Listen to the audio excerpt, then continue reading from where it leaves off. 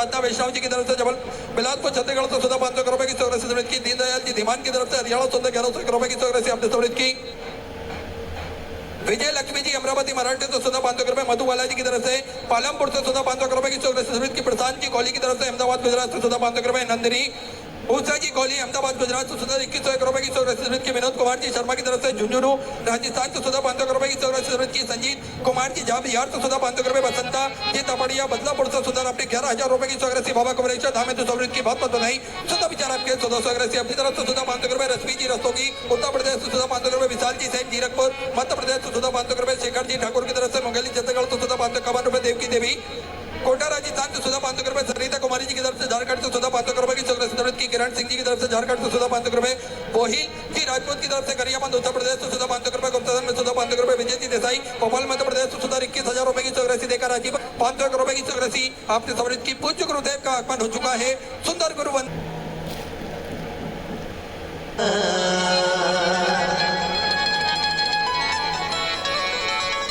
क्या कहूँ दौलत है गुरु मेरा जीवन हो मेरा जीवन मेरी दुनिया मेरी जन्नत है गुरु क्या कहूँ कौन सी दौलत है गुरु मेरा जीवन मेरी दुनिया मेरी जन्नत है गुरु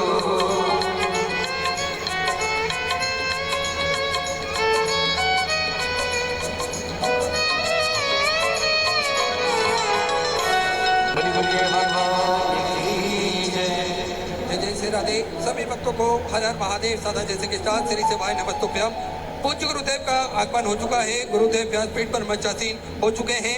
आप सबकी तरफ से व्यासपीठ को नमन करते हुए हम सबके प्रिय हम सबके लाडले ठाकुर कल्लू जी महाराज के चरणों में नमन करते हुए परम सत्य परम आदरणीय विश्व विख्यात पूज्य गुरुदेव के पावन चरणों को नमन करते हुए और आप सभी शिव भक्तों के चरणों में नमन करते हुए सुंदर कथा के पंचम दिवस में हम सभी प्रवेश करेंगे। उससे पहले जिन भक्तों के नाम मंच से लिए जाएंगे वे अति शीघ्र पूजन करें और पूज्य गुरुदेव से आशीर्वाद प्राप्त करें। श्री रामनाथ जी जीरा संघ चालक बड़े ही आदर और सम्मान से मंच पर पधारे। श्री विजेंद्र सिंह जी चौहान ब्लॉक प्रमुख बड़े ही आदर और सम्मान से मंच पर पधारे। श्री जसवीर सिंह जी राठौर श्री भानु जी चौहान श्री नीरज जी चौहान श्री अजय पाल सिंह जी चौहान श्री सूरज भान सिंह जी चौहान श्री भालू जी चौहान श्री सुरजीत जी चौहान श्री ब्रजेश जी चौहान श्री गुंजन जी राठौर श्री सौरभ जी राठौर चंदन जी चौहान निखिल जी चौहान अभिषेक जी भदौरिया अभिषेक जी जैन वीर सिंह जी भदौरिया नरेंद्र सिंह जी ठेकेदार संजीव जी चौहान बबलू जी राठौर शिवम जी चौहान राजकुमार जी चौहान छत्रपाल सिंह जी राठौर गोलू जी गुप्ता ऊषा जी गुप्ता शिवम जी चौहान वीनू जी बंसल अशोक जी गुप्ता श्री राम प्रकाश लाल जी श्री NR जी बंजारा श्री देवेंद्र सिंह जी चौहान बहन अवंती जी श्री नरेंद्र सिंह जी राठौर उदय सिंह जी राठौर हेमंत जी पचौरी हेम सिंह जी अनामिका जी वर्मा संध्या जी यादव उदित जी चौहान बड़े ही आदर और सम्मान से मंच पर पधारते जाए। पूज्य गुरुदेव से आशीर्वाद प्राप्त करके आप अति शीघ्र मंच से नीचे की ओर उतरते जाएं। इसी क्रम में जिन दानदाताओं ने जिन मामासाओं ने मंदिर गौशाला वृद्धाश्रम अन्य क्षेत्र में अपनी सहराशि प्रदान करी उन सभी पवनसारी पुण्यसारी दानदाताओं के नाम श्री प्रीतम दास जी नाथवानी की तरफ से 1101 रुपए की सहराशि आपने समृद्ध की। दिनेश कविता जी शुक्ला सुल्तानपुर उत्तर प्रदेश से सुधा 500 रुपए। सालू जी ककोड़िया की तरफ से 18 से मध्य प्रदेश से 500 रुपए। अनीता कुमारी बेगूसराय बिहार से सुधा 500 रुपए। दिनेश जी साहू नागपुर महाराष्ट्र से सुधा 500 रुपए। सुमन कुमारी जी की तरफ से बिहार से सुधा 500 रुपए। कृष्णा जी गुप्ता बिलासपुर छत्तीसगढ़ से सुधा 500 रुपए। रविंद्र सिंह की वेश की तरफ से उज्जैन मध्य प्रदेश से सुधा 500 रुपए। पूजा सिंह जी दिल्ली से सुधा 500 रुपए की सहराशि की। कालेंद्री गोस्वामी जी की तरफ से रायपुर छत्तीसगढ़ से सुधा 500 रुपए। सावित्री देवी जी अग्रवाल असम से सुधा 25,000 रुपए की सहराशि अपने बाबा कमरेश्वर धाम में समृद्ध की बात बताई। सुधा विचार आपके 1400 सहराशि आपने समृद्ध की। महेश जी पुरोहित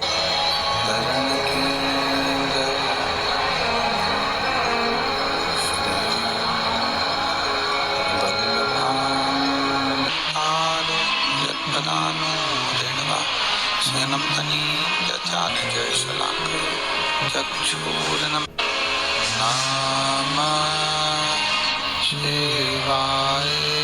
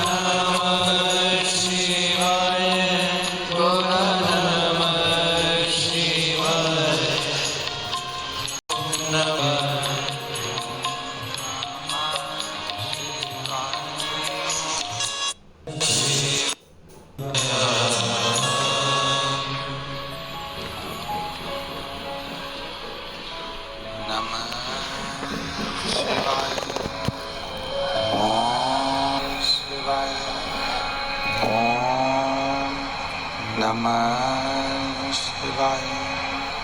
विश्वनाथ भगवान की जय। महाकालेश्वर भगवान की जय। वनखंडेश्वर महादेव की जय। कुबेरेश्वर महादेव की जय। हर हर महादेव, हर हर महादेव, हर हर महादेव। हर काशी विश्वनाथ, ओगरदानी, त्रिकालदर्शी, कैलाशी, अविनाशी भगवान शिव, जिनकी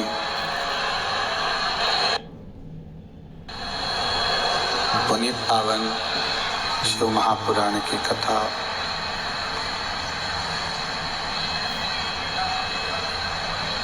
मैनपुरी के इस पावन प्रांगण में श्री वनखंडेश्वर धाम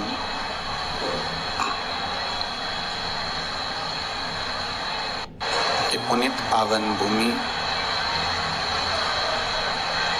कथा के यजमान परिवार श्री रानेश सिंह चौहान, श्रीमती अंजू जी चौहान, मैनपुरी उत्तर प्रदेश से यजमान परिवार के लिए एक बार जोरदार ताली बजाकर स्वागत वंदन अभिनंदन करें।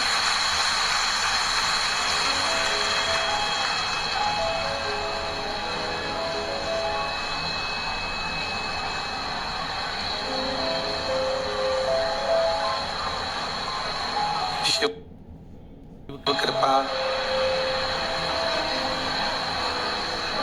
बाबा देवादिदेव महादेव की करुणा, उनकी उदारता, उनकी कृपा है जो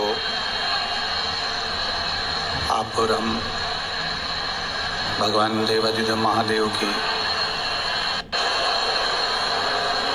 पावन शिव महापुराण की कथा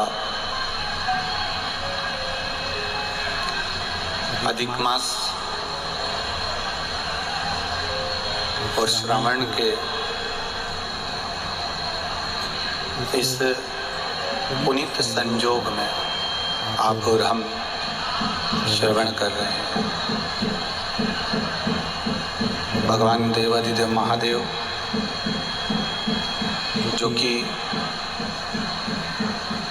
संपूर्ण विश्व का कल्याण करने वाले हैं,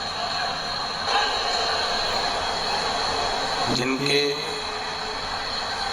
एक इशारे पर संपूर्ण सृष्टि की रचना भी हो जाती है और जिनके एक इशारे पर संपूर्ण ब्रह्मांड समाप्त भी हो जाता है।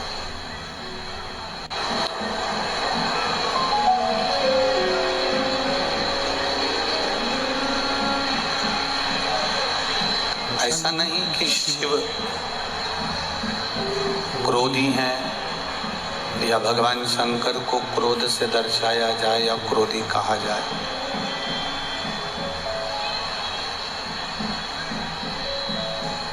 भगवान देवादिदेव महादेव को रुद्र कहा जाता है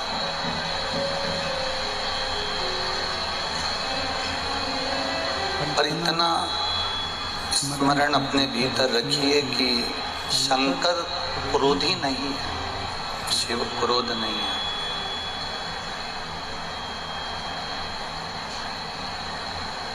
वो रुद्र है,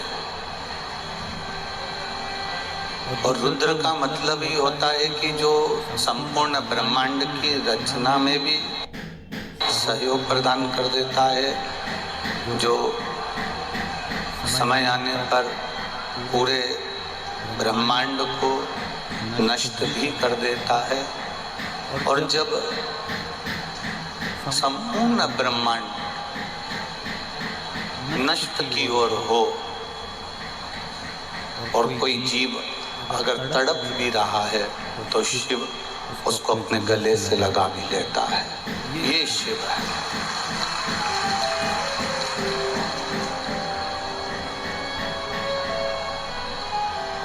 एक भक्ति का जो बल होता है, एक भक्ति का जो दीप होता है, उसकी एक अलग आनंदता होती है।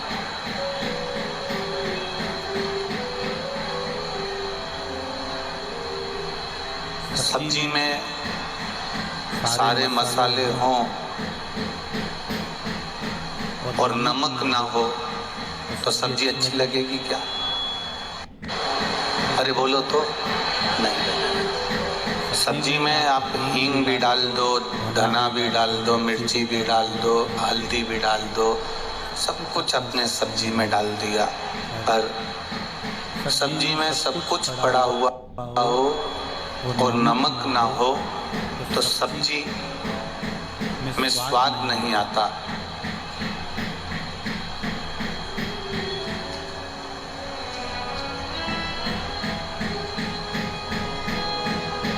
सब्जी में आनंद नहीं आता। उसी तरह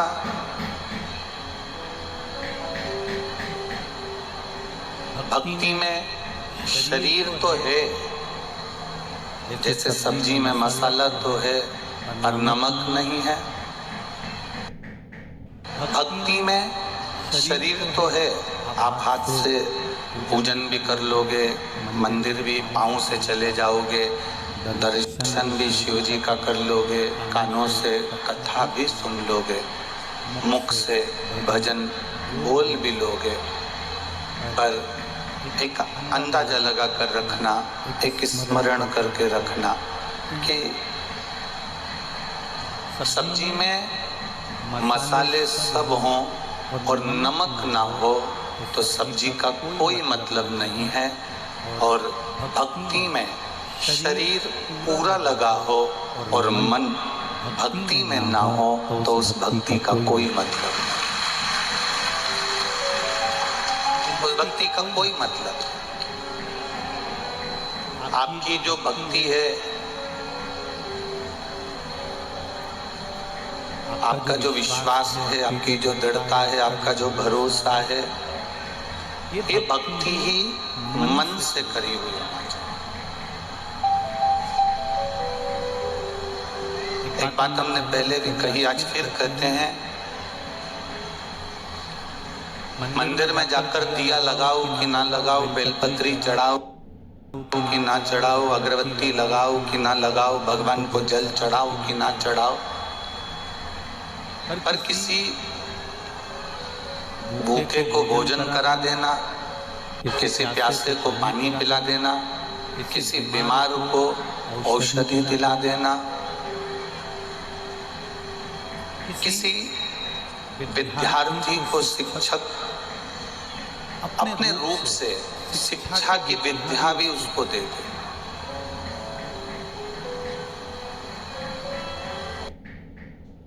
ये मंदिर में एक लोटा पानी चढ़ाने से ज्यादा प्रबल है, ये मंदिर में दीप लगाने से ज्यादा प्रबल है, ये मंदिर में अगरबत्ती लगाने से ज्यादा प्रबल है। एक सास दिन भर अगर चिड़चिड़ करे या बहू दिन भर चिड़चिड़ करे, सास दिन भर अपशब्द बोले, बहू दिन भर अपशब्द बोले, और हाथ में माला पकड़कर 1 घंटा आधा घंटा भगवान का भजन करे और सोचे कि मुझे परमात्मा मिल जाएगा, तो परमात्मा मिल पाएगा क्या? हम मना नहीं करते कि आप क्रोध मत करो। देखो, हम कह भी देंगे ना तुमसे कि तुम गुस्सा मत करो तो तुम करोगे। हम तुमसे कह दें कि तुम झूठ मत बोलो तो तुम बोलोगे। तो अपनी बात खराब क्यों करें हम कहकर? हम तुमसे कह दें कि यहाँ शपथ दिलवा दें तुमसे कि तुम आज से झूठ नहीं बोलोगे, तो तुम मानने वाले हो? भले शपथ दिलवा लोगे, हाथ लंबा करवा लोगे। ऐसी शपथ तो ना जाने दुनिया में कितनी दिलाई जाती है कि हम शपथ लेते हैं कि आज से ऐसा नहीं करेंगे, हम शपथ लेते हैं कि ये करेंगे, हम शपथ लेते हैं, और उसके फोटो खींचते हैं, मीडिया में चलता है, अखबारों में छपता है, और वो शपथ हो जाती है। पर वो शपथ नहीं है।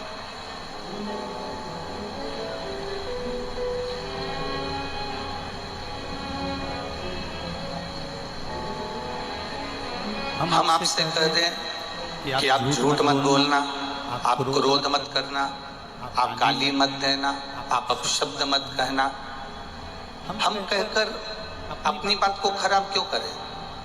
क्योंकि जितने बैठे हो ना पंडाल में, और जितने आस्था चैनल पर कथा सुन रहे हो, जितने टीवी पर कथा सुन रहे हो, जितने मोबाइल पर कथा सुन रहे हो, हम बोल दें कि तुम झूठ मत बोलो, हम बोल दें कि तुम गाली मत दो, हम बोल दें कि तुम अपशब्द मत बोलो, तो तुम कहीं मानने वाले तो हो नहीं। तो एक नियम बना लो बस, झूठ भी बोल लो, हम मना नहीं करेंगे। तुम्हें जो बोलना है तुम बोलो, गुस्सा भी करो, मना नहीं है। पर एक नियम बनाओ कि मैं झूठ बोलूंगी तो सुबह 9 बजे से 11 बजे तक बोलूंगी। एक नियम बनाओ कि मैं गुस्सा करूंगी, क्रोध करूंगी तो दोपहर में 12 बजे से लेकर 2 बजे के बीच में करूंगी।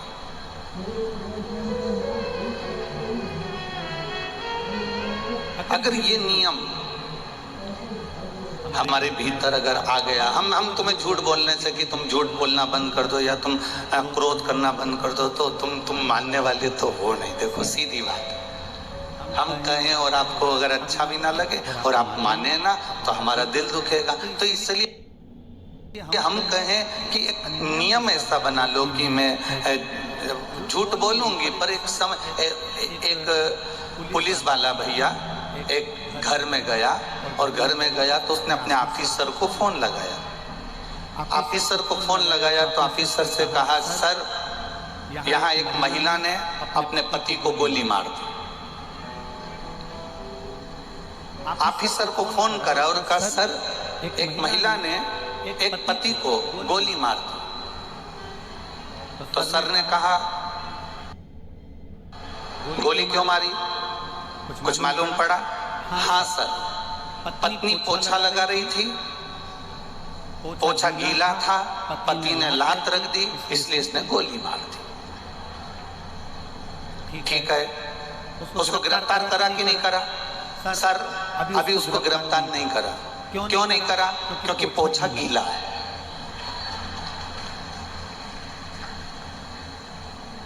जब वो अपने पति को नहीं छोड़ी तो मुझे छोड़ेगी क्या? तो जब तक पोछा सूखेगा नहीं तब तक मैं उसको, अरे जम के तो बोलो, पकड़ूंगा। पोछा सूखने का इंतजार कर रहा है कि पोछा सूखेगा तब मैं इसको पकड़ लूंगा, पोछा सूखेगा तब मैं इसको पकड़ूं। अब वो पोछा सूखे नहीं तो पकड़ाए नहीं।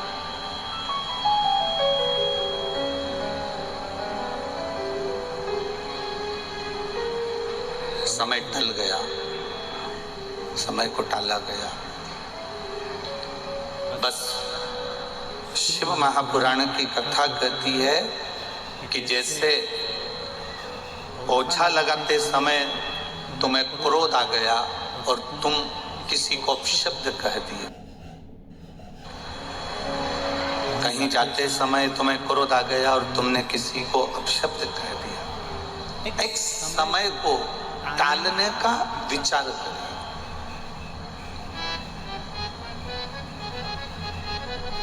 एक समय को दूर करने का विचार करें।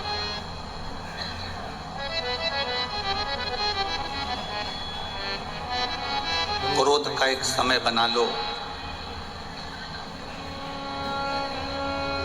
झूठ बोलने का एक समय बना लो कि मैं इतनी बजे झूठ बोलूंगा, मैं इतनी बजे झूठ बोलूंगी, मैं इतनी बजे असत्य बोलूंगी।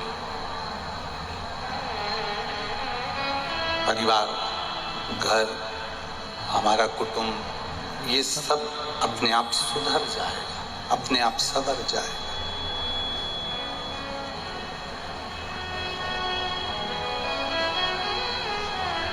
करो, माला लेकर तुम बैठो भी, ठाकुर जी की सेवा भी करो, शिव जी की आराधना भी करो, शंकर भगवान की भक्ति भी करो, हम मना नहीं करेंगे आप। पर अपने क्रोध पर, अपने गलत विचारों पर, अपने शब्दों पर हमारा संयम होना चाहिए। सब्जी में सारे मसाले डाल दो और नमक न डालो तो सब्जी में स्वाद नहीं आता, सब्जी अच्छी नहीं लगती, सब्जी का आनंद नहीं आता। शरीर पूरा भगवान ने अच्छा दिया, तुम्हारे नेत्र भी अच्छे दिए, तुम्हारे दांत भी अच्छे दिए, श्रवण शक्ति भी अच्छे दिए, हाथ भी अच्छे दिए, पाँव भी अच्छे दिए, सारा शरीर परमात्मा ने तुमको अच्छा दिया। पर इस शरीर के अंदर जो आत्मा है, वो आत्मा तुमने परमात्मा में लगाई ही नहीं। बैठे सब आकर, भैया यहाँ बैठते सब हैं, कथा में आए हो तो बैठोगे सब जगह। यहाँ लोग रोडों पर बैठे हुए हैं, पंडाल सारे फुल भरे हुए हैं, अपार जन समुदाय, अपार भक्त यहाँ कथा में आए हैं, बैठे सब हो। पर निवेदन आपसे इतना है कि इस मन को लगाने का प्रयास करो।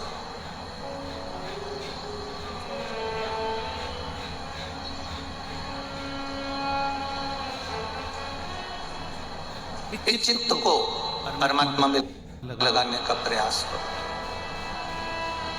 कई लोग आते हैं, कथा को सुनने के लिए बैठते हैं, और कई लोग आते हैं केवल आगे बैठने की जिद भी करते हैं, बैठ भी जाते हैं, और 15-20 मिनट बैठने के बाद इनको लगने लगती है कि अपनी गाड़ी में चली जाऊं, वहाँ गाड़ी में जल्दी जाके बैठ जाऊंगी तो जल्दी से निकल कर 5 बजते नहीं, ये 4 बजे से धीरे धीरे उठकर दूसरे को भी परेशान करो और दूसरे को भी मत सुनने दो, और खुद भी जल्दीबाजी में लोगों को परेशान कर कर जाने का प्लान करो।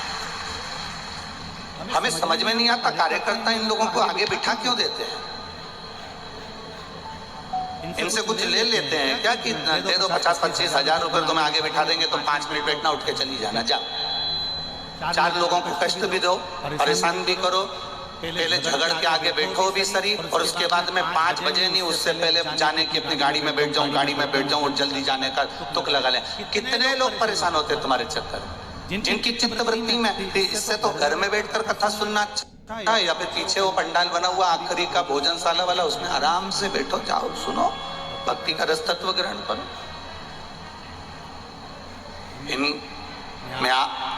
ये इतने लोग कथा के आगे के डी में बैठे हैं, मैं इनकी बात नहीं करूंगा, परंतु जो पीछे पीछे पीछे पीछे बैठे हैं, कभी हम जिस बिल्डिंग में ठहरे हैं उस बिल्डिंग में आके खड़े होकर देखना, ये सुबेरे 4 बजे से एक जैसे आसन लगा के नहाने के बाद बैठ जाते हैं, तो उठते तक नहीं है कहीं जाने के लिए, केवल जगह के चक्कर में, केवल जगह के चक्कर में। और ये कार्यकर्ताओं से पूछना, ये बनखंडेश्वर महादेव कमेटी से पूछना, इन्होंने इतनी कथा करवाई होगी, इतने बड़े बड़े संत, साधु, सन्यासी, तपस्वी, साधक, उपासक सब आए होंगे, जिन्होंने अपनी निर्मल वाणी से यहाँ प्रवचन दिया होगा, कथा करी होगी। और इस बनखंडेश्वर महादेव कमेटी से पूछना कि ऐसे शिव भक्त इन्होंने कभी जिंदगी में नहीं देखे होंगे जो सुबह 4 बजे से जगह संभाल कर बैठते हैं। इस कमेटी के लोगों से पूछना कि इन्होंने इस कथा में क्या पाया, इस कमेटी के लोगों से पूछना कि इस कथा में इन्होंने क्या देखा, इस कमेटी के लोगों से पूछना कि इस कथा में तुमने क्या नया देखा। तो ये आपको बताएंगे कि रात भर सत्संग चलता है, दिन में कथा पूरी हो जाती है, और रात भर भजन चलता है, रात को 1-1 बजे तक भंडारे चलते हैं, लोग उनका दर्शन करने आते हैं, सुबह उठकर 4 बजे से लोग स्नान कर फिर बैठ जाते हैं। क्या चलता है। दूसरी कथाओं का स्मरण करोगे तो हमें नहीं मालूम कि उसमें ये सब होता है कि नहीं होता, पर शिव महापुराण का एक तत्व ही अलग है, शंकर के ओघड़ी का तत्व ही अलग है। और जितने कार्यकर्ता यहाँ सेवा में लगे हुए हैं, तुम जितने तुम्हारे यहाँ वेद पुराण हुए हैं उसमें और इसमें एक अंतर तुमको लगेगा। इसमें सेवा का आनंद आएगा, इसमें सेवा से उपोगे नहीं, तुम्हें सेवा से उपज नहीं होगी कि अब मैं थक गया। इसमें सेवा का आनंद आएगा।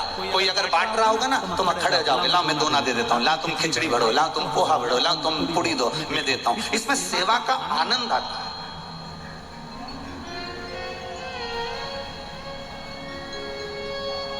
कोई का स्वास्थ्य गड़बड़ हो गया, बनखंडेश्वर महादेव कमेटी के लोग यहाँ खड़े होकर माइक में बोल रहे, डॉक्टर साहब की टीम जहां कहीं भी हो वो यहाँ पर आ जाए और आगे आकर सेवा करे। हम ऐसे डॉक्टर साहब को भी नमन करते हैं और ऐसे बनखंडेश्वर समिति को भी नमन करते हैं जो आवाज लगाकर बुला रहा। टीम कहाँ है डॉक्टर साहब की? बुलाओ उनको और जल्दी से दिखाओ इनको, बुलाओ उनको, दिखाओ इनको।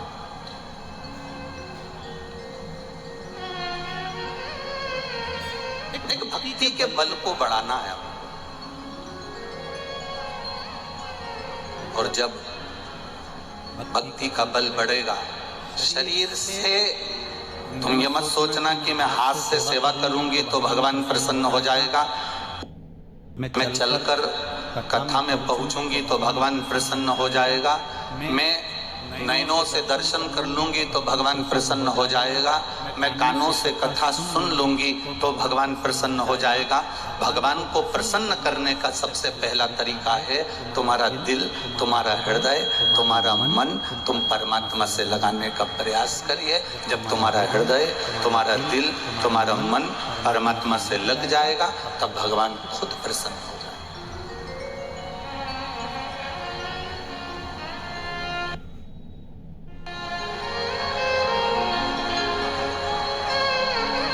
कौन सी भाषा मेरे भगवान समझते हैं? भोजपुरी बोलोगे तो भगवान समझ जाएगा, अरे जम के तो बोलो। गुजराती बोलोगे तो समझ जाएगा, अंग्रेजी बोलोगे तो समझ जाएगा, मराठी बोलोगे तो समझ जाएगा, तमिल की बोलोगे तो समझ जाएगा, मद्रास की भाषा बोलोगे मद्रास समझ जाएगा, बंगाल की भाषा बोलोगे समझ जाएगा। कभी तुमने विचार करा कि तुम उत्तर प्रदेश में रहते हो, गुजरात जाते हो तो गुजरात की भाषा तुम्हें नहीं आती, महाराष्ट्र जाते हो तो महाराष्ट्र की भाषा तुम्हें नहीं आती, महाराष्ट्र के लोग यहाँ आते हैं तो उनको उत्तर प्रदेश की भाषा नहीं आती, जो यहाँ से वहां जा रहा है उसको वहां की भाषा नहीं आ रही, वो वहां से यहाँ आ रहा है उसको वहां की भाषा नहीं आ रही। जरा विचार करना, मेरे भोलेनाथ गुजराती की भी भाषा सुनते हैं, मेरे भोलेनाथ मराठी की भी भाषा सुनते हैं, मेरे भोलेनाथ तमिल की भी भाषा सुनते हैं, मेरे भोलेनाथ बंगाली भी भाषा सुनते हैं, मेरे भोलेनाथ मद्रासी भी सुनते हैं, मेरे भोलेनाथ उत्तराखंड की भी सुनते हैं, मेरे भोलेनाथ असम की भी सुनते हैं। कभी विचार करना, क्या मेरे भगवान कितने स्कूल में पढ़ने गए होंगे जो इतनी सारी भाषाएं उनको आती होगी?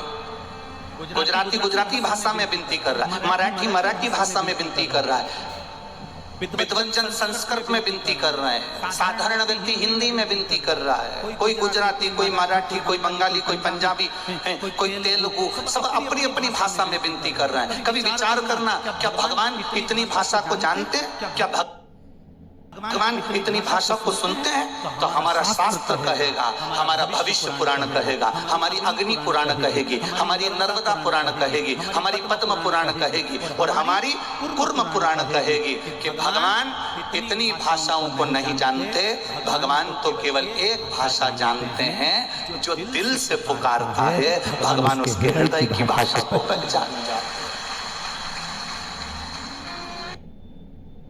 अब हाथी ने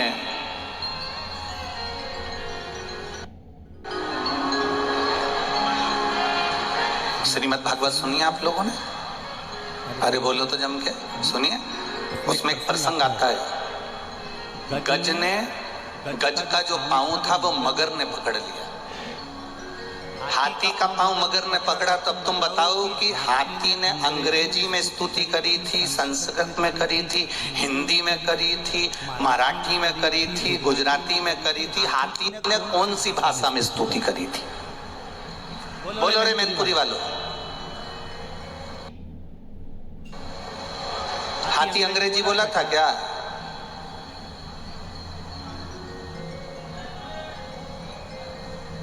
अच्छा, एक बहुत पढ़े हुए लोग रहते हैं ना, जो बात में अंग्रेजी झाड़ते हैं, जरा सी बात में अंग्रेजी के शब्द बोलते हैं। कई लोग ऐसे भी होते हैं, व्यासपीठ पर बैठकर भी अंग्रेजी के शब्दों का प्रयोग करना चाहते हैं जिससे हमारी वैल्यू बढ़े। जो अंग्रेजी पढ़े हुए हैं, जरा सी बात में अंग्रेजी बोलते हैं। एक विचार करना, उस अंग्रेजी पढ़े हुए व्यक्ति के पीछे कुत्ता लग गया। अब तुम कुत्ते के सामने करे, excuse me, please please please.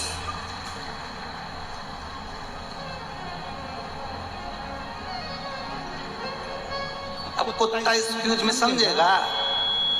अरे बोलो तो जम के, प्लीज समझेगा? Please please excuse.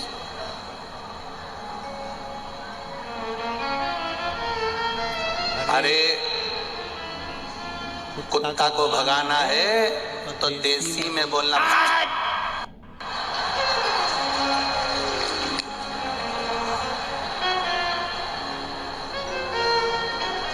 अब तुम सिर्फ excuse me please, excuse me. सब कुत्ता क्या समझे तुम्हारा excuse me please, excuse me, don't touch please please. कुत्ता क्या, या तो देसी बोलना पड़ेगा। कुत्ता भग गया। अब तुम कहो कि भगवान गुजराती समझता होगा, भगवान अंग्रेजी समझता होगा, भगवान हिंदी समझता होगा, भगवान संस्कृत समझता होगा, भगवान बंगाली समझता होगा, भगवान ये समझता होगा। भगवान अगर भाषा समझता होता तो हाथी ने कौन सी स्तुति करी थी? हाथी ने, जो हाथी था, हाथी की जो भाषा होती है, हाथी उस भाषा में चिंगाड़ा, और भगवान उस चिंगाड़ की भाषा नहीं, भगवान उसके कलेजे की, दिल की भाषा सुन ली है और दौड़ पड़े। चींटी को कष्ट होता है, वो हिंदी अंग्रेजी नहीं बोलती, कोई भाषा नहीं बोलती, चींटी का दिल दुखता है तो परमात्मा सुनता है। गौ माता को कष्ट आता है, गाय रोती है तो परमात्मा सुनता है। कुत्ते को अगर तकलीफ होती है, कुत्ता चिल्लाता है, उसकी भाषा कोई नहीं जानता, पर परमात्मा दिल की भाषा जानता है। आप कितनी भी स्तुति कर रहे हो, कितनी भी प्रार्थना कर रहे हो, 4 घंटे आंख बंद करके बैठे हो, 2 घंटे से माला पकड़ कर बैठे हो, भगवान को उससे कोई मतलब नहीं होता। भगवान को केवल तुम्हारे दिल से मतलब होता है। तूने कितनी देर मेरे से दिल लगाया है, तू कितनी देर मेरा स्मरण करी है, तू मुझे मन से कितना पुकारा है। तूने मुझे एक बार अगर दिल से पुकारा होता तो मैं तेरे सम्मुख में खड़ा होता। तूने मन से कब पुकारा? पत्राएं हैं, देखिए।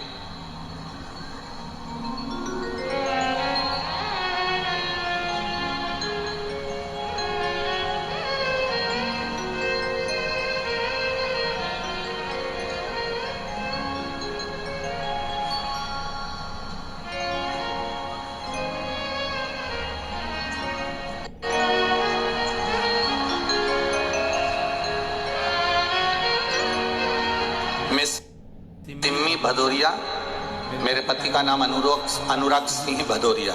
कहीं बैठी हो सिम्मी जी तो हाथ हिला सकती हैं। मैं सिम्मी भदौरिया, ठीक है?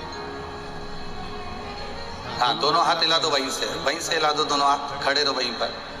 मैं सिम्मी भदौरिया, मेरे पति का नाम अनुराग सिंह भदौरिया। मैं गांव मानहड़, जिला भिंड से आई हूँ। मेरा मायका गांव काकन डांडी, जिला मैनपुरी में ही है। गुरुजी, मेरे सिर में ट्यूमर हो गया था। इसका ऑपरेशन ग्वालियर में हुआ। ट्यूमर की जांच कराई तो उसमें कैंसर निकला। ग्वालियर से डॉक्टर ने दिल्ली AIMS में रेफर कर दिया। इलाज कराते कराते मेरा कैंसर कई जगहों पर फैल गया था। मैं 4th स्टेज के कैंसर में पहुंच गई थी। डॉक्टर ने मना कर दिया था, गुरुजी ऑक्सीजन का लेवल नीचे गिर गया, 4th स्टेज का कैंसर हो गया। वेंटिलेटर पर डाल दिया गया और उसी टाइम मेरी माँ को किसी ने आपकी कथा के बारे में बताया। मेरी माँ ने हॉस्पिटल से पशुपतिनाथ का व्रत करना प्रारंभ करा। बेलपत्ती शिवजी पे चढ़ी हुई लाकर मेरी माँ ने मेरे वेंटिलेटर पर पलंग के अंदर तकिए के नीचे रख दी। शिवजी पर चढ़ा हुआ जल मेरी माँ मेरे शरीर पर लगा देती। समय बीता गुरुजी, धीरे धीरे मुझे होश आया, वेंटिलेटर से उतरी और मेरी माँ डॉक्टरों से बात करी। डॉक्टर ने कहा इसका कोई भरोसा नहीं है क्योंकि ये जिंदा नहीं रह सकती, क्योंकि 4th स्टेज का कैंसर पूरे शरीर में फैल गया। तब मेरी माँ ने डॉक्टरों से कहकर विनती कर उसको घर लेकर आई और शिवजी पे चढ़ा हुआ जल और बेलपत्री मुझे खाने को देना चालू करी। बाबा की कृपा से 3 महीने में वापिस जांच कराने के लिए दिल्ली AIMS हॉस्पिटल पहुंचे तो डॉक्टर ने कह दिया तुम्हारी रिपोर्टें सब नॉर्मल हो गई है, तुम्हारा कैंसर समाप्त हो गया। ठीक हो? आजा आजा जल्दी आजा। 4th स्टेज के कैंसर से मौत के मुंह से मेरे भोलेनाथ ने निकाला। गुरुजी मैं व्यासपीठ को प्रणाम करना चाहती हूँ, इतनी सी तमन्ना लेकर आए। ये वो खड़ी है। अब जो 4th स्टेज के कैंसर पर पहुंच गया हो और पूरे शरीर में जिसके कैंसर फैल गया हो, पूरा शरीर वेंटिलेटर पर पड़ा हुआ हो और आखिरी का 4th स्टेज का कैंसर जिसके अंदर हो और डॉक्टर भी कह दें कि अब ये नहीं बचेगी, इसको ले जाओ, और बाबा भोलेनाथ जी का 1 लोटा जल और 1 बेलपत्र से बाबा ने कृपा कर वापस जीवित कर दिया और कैंसर को दूर कर दिया। ये शिव तत्व,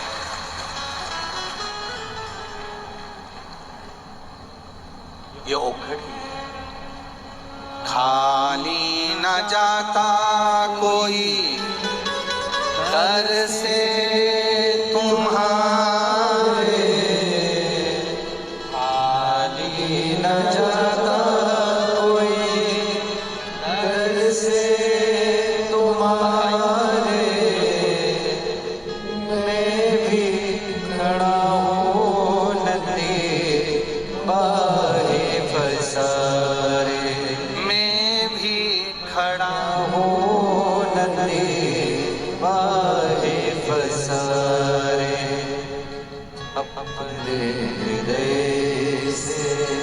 अपने हृदय से लगा लो गिरी जा रही हो, उठा लो 4th स्टेज का कैंसर हो और 4th स्टेज के कैंसर पर भी डॉक्टर कह दें कि तुम समाप्त की ओर हो, प्राण छूट रहे हैं तुम्हारे, और विचार करिएगा कि उसको हाथ पकड़कर मेरे भोलेनाथ जी पार उतार दिए हो, तो जरा विचार करिएगा कि जीवन की घड़ी में शिव तत्व कितना काम आ सकता है, शिव तत्व कितना काम आ सकता है।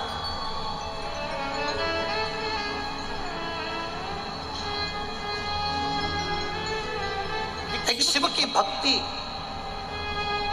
एक शिव का विश्वास, एक शिव का भरोसा हमारी जिंदगी को सार्थकता दे।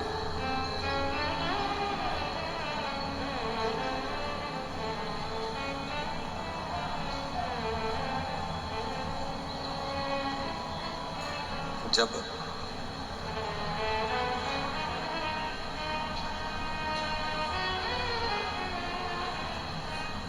शिव की अविरल भक्ति की ओर हम बढ़े।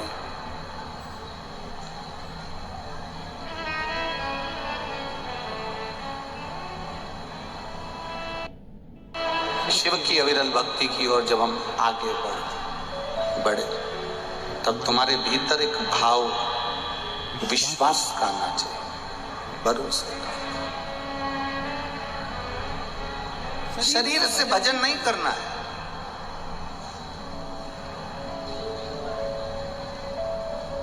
इस शरीर का करा हुआ भजन हमारे लिए मूल नहीं है, हमारा मूल है हमारे हृदय से किया गया भजन, हमारे दिल से किया गया, हमारे हृदय चित्त से किया गया।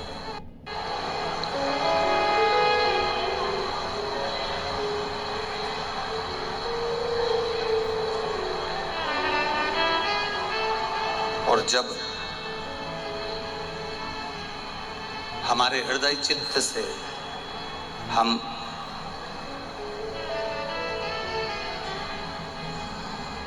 प्रभु के भजन को धारण करते हैं तो जीवन का एक आनंद हमारे भीतर समाहित होता है।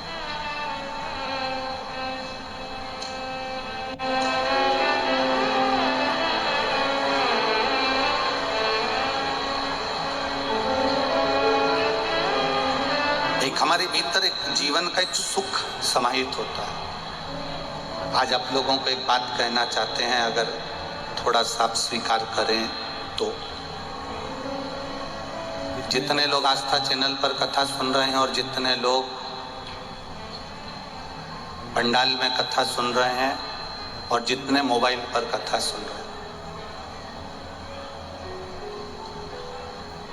अगर हमसे मिलने के लिए व्यासपीठ पर आओ या हमसे मिलने के लिए हमारे पास में कमरे में भी आओ तो निवेदन है आप लोगों से कि आप अपनी जेब की भेंट पैसा हमारे पास नहीं चढ़ाओगे, नहीं तो हम बेलपत्र यहाँ से नहीं देंगे आपको। इतना ध्यान रखो, व्यासपीठ की मर्यादा को बनाकर थोड़ा इसका स्मरण आप लोगों के भीतर होना चाहिए। इसी चक्कर में हम लोग यहाँ व्यासपीठ के पास किसी को आने नहीं देते। मूल है आप लोगों का धन दौलत आपके पास, पर जिस समय आप बाबा से मिलने के लिए आए हो और यहाँ से अगर बेलपत्र दी जा रही है तो आपकी जेब में से ठन्नी भी नहीं खसकना चाहिए।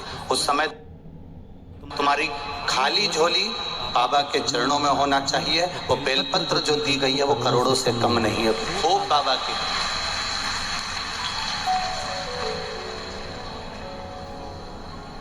आप करो शिव की भक्ति, मना नहीं।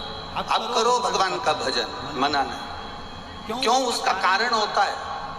एक बेलपत्र अगर व्यासपीठ की दे रहे हैं तो ये दुनिया की सारी पूंजी से बढ़िया। हम फिर कहते हैं ये इतने लोग लाइन से बेलपत्र लेकर यहाँ से निकलते हैं जाते हैं, इनको लगता होगा कि माला की मूलता है, गुरुजी को रुपट्टा पहना देंगे उसकी मूलता है। ना बाबू, तुम अगर आए हो प्रणाम करा है, पोथी की एक बेलपत्र तुमको मिल गई ना, उस बेलपत्र को जिस दिन तुम समझ गए तुम्हारी जिंदगी संवर गई, समझ लो। उस बेलपत्र की महत्वता को समझो तो उसको स्वीकार तो करो। सीहोर का रुद्राक्ष, व्यासपीठ की बेलपत्र क्या रखती है मायना, जिस दिन समझ में आ गया ये जिंदगी का वो सुख है। देखा अपने जीवन में बड़े से बड़ी बीमारी में लोग, कैंसर हो, लीवर हो, किडनी हो, तो हमारे जितने लोग आस्था चैनल से सुन रहे हैं, जितने लोग कथा के पंडाल में सुन रहे हैं और जितनी जगह आगे भी कथाओं का स्मरण हो, उस पर ध्यान दीजिए। भक्ति के बल को बढ़ाओ। और एक निवेदन और है, वो भी यहाँ के लोग श्रवण कर लें और बाहर के लोग भी श्रवण कर लें। पानी का पाउच या पानी की बोतल या बिस्कुट का पैकेट पंडाल के अंदर कोई भी फेंक कर किसी को नहीं देगा। लोगों की आंखें चश्मे टूट जाते हैं, उनके चेहरे पर लग जाती है। इसलिए सावधानी रखें। अगर आप बांट रहे हैं हाथ में दीजिए, किसी के चेहरे पर, कई माताओं के चश्मे टूट गए, किसी की आंख में लग जाती है, आप तो फेंक देते हो, कोई ने देखा कि ना देखा, और आपने फेंक दिया और उसको लग गई। प्रयास करो। इसलिए हम कथा में कहते हैं अपने घर से चलो तो कितनी पानी की बोतल, जम के बोलो जरा, दो पानी की बोतल लेकर चलो।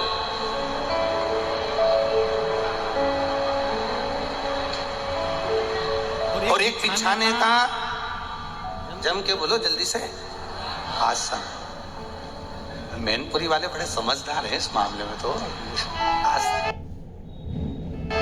लेके चलो, छाया, बैठे, सत्संग किया, कथा करी, आनंद लिया, भक्ति करी, भजन किया, कीर्तन किया और चल। शिव तत्व को जानिए, शिव का स्मरण करें, शिव कथा कर रहे। सब्जी में मसाले होंगे और नमक नहीं होगा तो सब्जी का कोई महत्व नहीं है। शरीर अच्छा है, पेट भी गए और दिल परमात्मा से नहीं लगा पाए तो फिर उस भजन का कोई मूल तत्व नहीं। इस हृदय को लगाना जरूरी है, इस चित्त को लगाना जरूरी है, इस मन को परमात्मा तक लेकर जाना जरूरी है।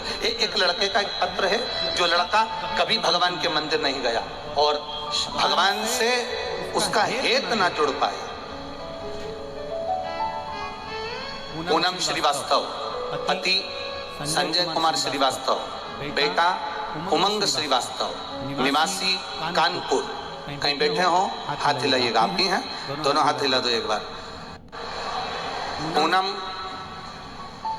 पूनम श्रीवास्तव, पति का नाम संजय कुमार श्रीवास्तव, बेटे का नाम उमंग श्रीवास्तव, निवासी कानपुर। गुरुजी, मेरे भोले बाबा का मैं क्या वर्णन करूं गुरुदेव। भोले बाबा ने हमको इतना दे दिया कि हम अब क्या कहें। गुरुजी, मेरा बेटा 3 साल से सरकारी नौकरी की तैयारी कर रहा था। हम उससे हमेशा कहते थे मंदिर जाया कर, जल चढ़ाया कर। लोगों के प्रश्न जैसे वो भी हमारे सामने प्रश्न रख देता था, भगवान क्या करने वाले हैं, मंदिर जाकर क्या हो सकता है। गुरुदेव, मैंने बेटे से कहा केवल एक बार तू मंदिर जाना चालू कर दे। वो सीहोर वाला महाराज व्यासपीठ से बोलता है, छाती ठोक ठोक कर बोलता है कि शंकर अगर हाथ पकड़ लेगा तो दुनिया में किसी के हाथ जोड़ने की जरूरत नहीं पड़ेगी।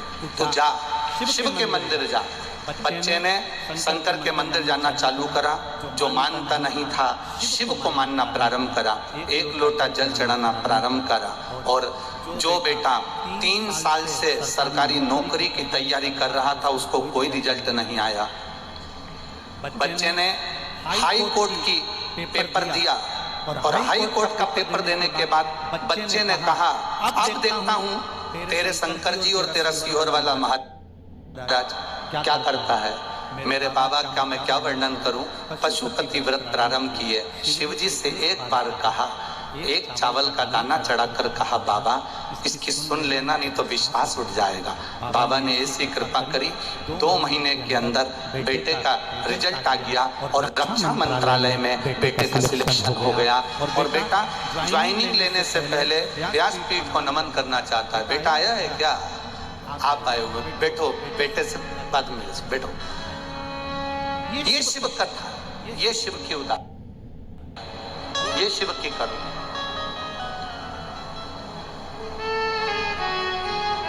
वो सहज नहीं माना, एक भरोसा, एक विश्वास, एक दृढ़ता और एक भीतर का जो भरोसा है, भीतर की जो दृढ़ता है, भीतर का जो एक आनंद है वो परमात्मा से मिलाने का कार्य करता है। वो भीतर से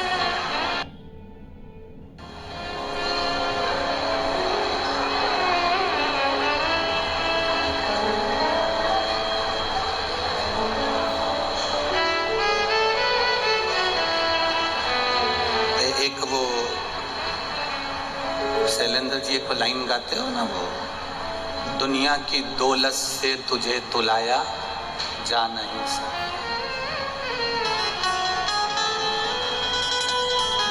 केवल उसको गाना नहीं है, बस गुनगुनाना है। मेरी हर सांस पर नाता फकत अधिकार तेरा है। मेरा क्या था क्या मेरा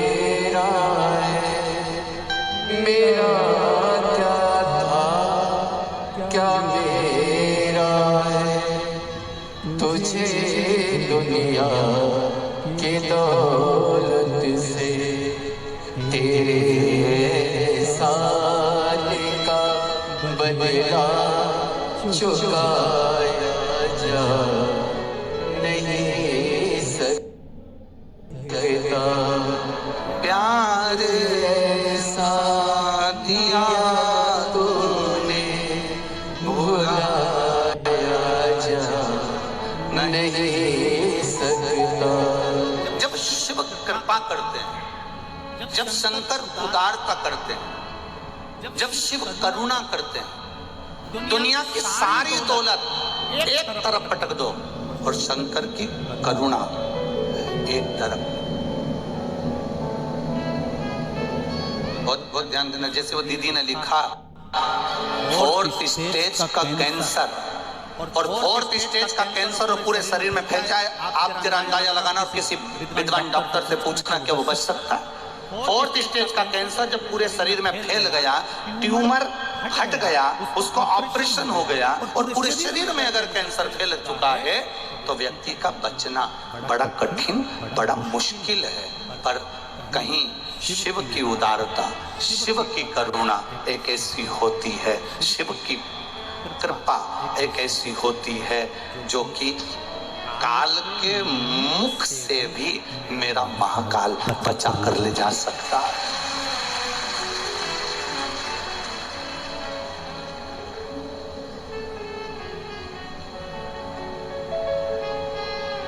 काल के मुख से भी बचाकर महाकाल ले जा सकता है। अकाल मृत्यु वो मरे जो काम करे चंडाल का, और काल उसका क्या बिगाड़े जो भक्त महाकाल का। जो शिव का उपासक है, जो शंकर का उपासक है, जो शिव की दृढ़ता को जानता है, जो शंकर की उदारता को जानता है, वो शिव तत्व को जानने वाला धूर है।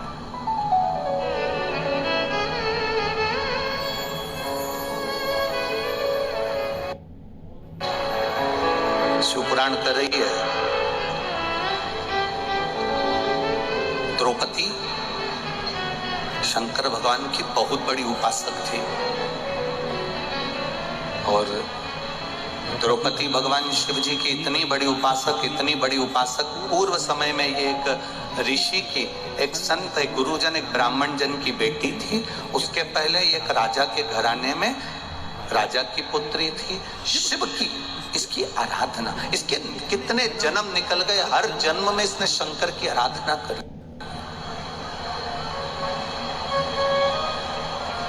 प्रत्येक जन्म में इसने शंकर की आराधना करी। अब जब ब्राह्मण ऋषि की बेटी बनी तब इसने शंकर जी से वर मांगा।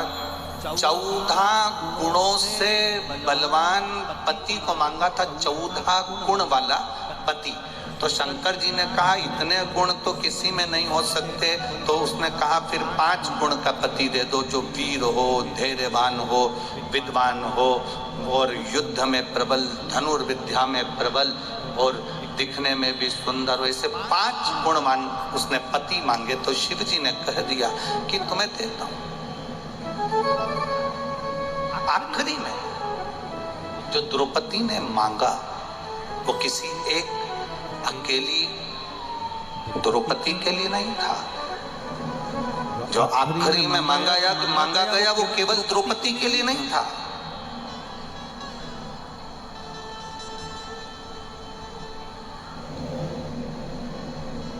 जो आखिरी में मांगा वो द्रौपदी ने खुद के लिए नहीं मांगा। द्रौपदी ने क्या मांगा? एक वर और दे दीजिए भोलेनाथ। शंकर जी ने कहा मांगो कौन सा वर? स्त्री की पवित्रता का वर दे दीजिए। एक नारी की पवित्रता का वर दे दो।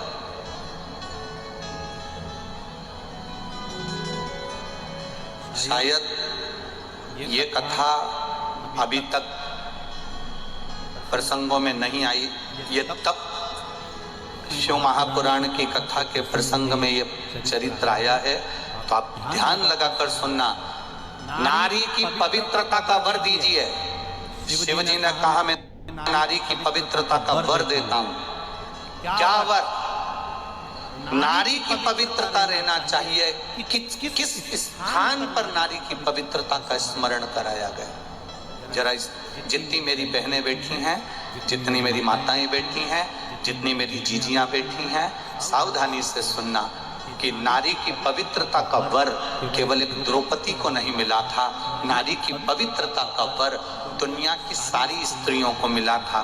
शिव जी ने कहा, सुन द्रौपदी, ध्यान लगा कर सुनना, पहला नारी की पवित्रता का वर देता हूं जब एक माँ अपने छोटे से बच्चे को दूध पिलाती है, स्तनपान कराती है, उसकी सेवा करती है। छोटा सा बच्चा जब गोदी में गंदगी कर देता है, छोटा सा बच्चा जब गोदी में कपड़ों पर भी गंदगी कर दे, उसकी गोदी में उसने गंदगी कर दी, तो शिव महापुराण की कथा कहती है, भगवान देवाधिदेव महादेव कहते हैं वो नारी उस समय पर भी अपवित्र नहीं होती, तो भी वो पवित्र ही मानी जाती है। आप में से कितनी माताएं बैठी हैं जिनकी बहू का बच्चा छोटा सा है और बहू के बच्चे ने बहू की गोद में गंदगी कर दी, तो बहू बार बार नहाने जाती होगी? है कोई? जम के बोलो जरा। है? नहीं। क्यों? सास कह देती है, अरे क्यों बेटा, बच्चा छोटा है ना, छोटे बच्चे की गंदगी नहीं लगती, छोटे बच्चे की अपवित्रता नहीं लगती। छोटा सा बच्चा गोदी में है, गंदगी कर दिया, छोटा सा बच्चा गोदी में है, गंदगी करा, और माँ भगवान की भक्ति में लगी है, माँ भगवान के भजन में लगी है, माँ कोई अच्छे कार्य में लगी है, उसके बाद भी माँ को अपवित्रता नहीं लगती है। दूसरा, बहुत ध्यान से सुनना, जितने आस्था चैनल पर मेरी बहनें सुन रही हैं और जितने फेसबुक यूट्यूब पर सुन रहे हैं और जितने इस पंडाल में सुन रही हैं, बहुत ध्यान लगा कर सुनना। दूसरे नंबर पर मेरे महादेव कहते हैं, पति की तबीयत खराब है, पति का स्वास्थ्य खराब है, पति का शरीर में कोई रोग हो गया और तुम स्नान करने के बाद पति की देखरेख कर रही हो और तुमने भगवान का दिया तक नहीं लगाया, भगवान का मंदिर में प्रणाम भी नहीं करा, पति की देखरेख में लग गई, पति का शरीर बेकार हो रहा है और उसको वो मलमूत्र भी कर रहा है और तू उसकी सेवा में लगी है, और सेवा में लगने के बाद भी अगर तू मेरी आराधना कर रही है तो भी तू अपवित्र नहीं होगी, पति की सेवा करने वाली पवित्र ही मानी जाए। द्वितीय भाव, कोई तुमसे कह दे तेरा पति बीमार पड़ा है और तूने अभी गंदगी साफ करी है, तेरा पति बीमार पड़ा, तूने अभी हॉस्पिटल से आई है और तू दिया लगाने लगी, अभी तू तेरा पति बीमार पड़ा और तू अभी भगवान का भजन करने लगी। शंकर कहते हैं मैंने 3 जगह पर स्त्री को पवित्र कर दिया, 3 जगह पर। पहला, जम के बोलो मेरी माता है, कब? जब गोदी में बच्चा रहता है, छोटा रहता है, आप उसकी देखरेख कर रही हो, गंदगी कर रहा है, साफ सफाई कर रहे हो, उसके बाद भी आप अपवित्र नहीं हो, पति की सेवा कर रही हो, पति को परमेश्वर मानकर पूछ रही हो, पति को सेवा कर रही हो, उसको दवाई दे रही हो, उसको गोली दे रही हो, उसका शरीर नहीं काम कर रहा है, इसके बाद भी वो गंदगी भी कर रहा है तो तुम साफ कर रही हो, तब तुम अपवित्र नहीं हो, तुम पवित्र ही कहलाओगी। तुम्हारे भीतर एक पवित्रता का भाव आएगा। और तीसरे नंबर पर, घर में सास ससुर, घर में बुजुर्ग, घर में कोई बूढ़ा व्यक्ति बीमार है, तकलीफ में है, कष्ट में है, गंदगी भी कर रहा है और घर की बहू, घर के लोग उसको संभाल रहे हैं, उसकी सेवा में लगे हैं, तो शिव कहते हैं वो आप पवित्र नहीं कहलाएगी, पवित्र ही कहलाएगी। उसमें अपवित्रता का भाव नहीं होगा।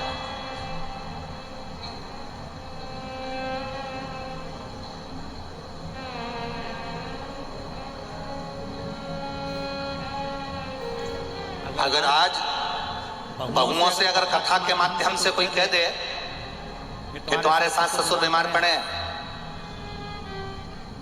और तुमने उनके अभी कपड़े बदले, उनकी गंदगी साफ करी है, जा तुम नहा के आओ, उसके बाद तुम यहाँ पर बैठना, उसके बाद तुम हमारा भजन करना, उसके बाद तुम्हारी हमारी भक्ति करना। अब भगवान की भक्ति से बड़ी सास ससुर की सेवा है कि सास ससुर की सेवा से बड़ी भगवान की भक्ति है? ईमानदारी से बोलना। सबसे बड़ी सेवा जो तुमने अपने बुजुर्गों की कर ली, उस बुजुर्ग की सेवा से बड़ी दुनिया में कोई भक्ति नहीं हो सकती। वो शिव की कृपा। 3 जगह पर नारी अपवित्र नहीं होती। पहला, उसका बच्चा गंदगी कर दे गोदी में, उसके बच्चे ने अगर गंदगी कर दी गोदी में तो नारी बार बार स्नान करने नहीं जाएगी, क्योंकि बच्चा छोटा है, उसको संभाल रही है, उसको गोदी में ली है, तो लाड लड़ा रही है, उसको प्रेम कर रही है, उसको स्नेह कर रही है, उसको स्तनपान करा रही है, उसको दूध पिला रही है, उसको भोजन करा रही है। माँ बार बार स्नान नहीं करेगी, वो नारी पवित्र की पवित्र कहलाएगी। वो जब चाहे भगवान का भजन कर सकती है, वो जब चाहे तब शिव की आराधना कर सकती है, वो जब चाहे शंकर को दिया लगा सकती है, वो जब चाहे शिव के स्मरण कर सकती है। दूसरे नंबर पर पति बीमार पड़ा है, पति को शरीर में कष्ट है, पति को तकलीफ है और स्त्री उसकी सेवा में लगी है, हॉस्पिटल में उसकी सेवा कर आई है और उसका मन कर रहा है मेरे पति की तबीयत ज्यादा खराब है। सेवा करते करते मंदिर चली गई दिया लगाने के लिए, तो पवित्र ही कहलाएगी, उसमें अपवित्रता का भाव नहीं आएगा। और तीसरे नंबर पर घर में बुजुर्ग, सास ससुर माता पिता, घर का बड़ा, घर का दादा दादी, घर का बुजुर्ग अगर बीमार पड़ा हुआ है और बहू उनकी सेवा में लगी हुई है और सेवा करते करते भी उसने पूजन नहीं करी, मैं सेवा कर लूं इसके बाद पूजन करूंगी, फिर गई दिया लगाने के लिए भगवान के मंदिर में, तो भगवान उसको अपवित्र नहीं मानता, भगवान उसको पवित्र ही मानता है। उसकी पवित्रता उसके जीवन की रहती है, क्योंकि भगवान की भक्ति, भगवान का भजन, भगवान का कीर्तन, भगवान का स्मरण फल जब देता है जब हम किसी की सेवा का मूल तत्व अपने अंदर उतार लेते हैं कि मैं सेवा कर रही हूं।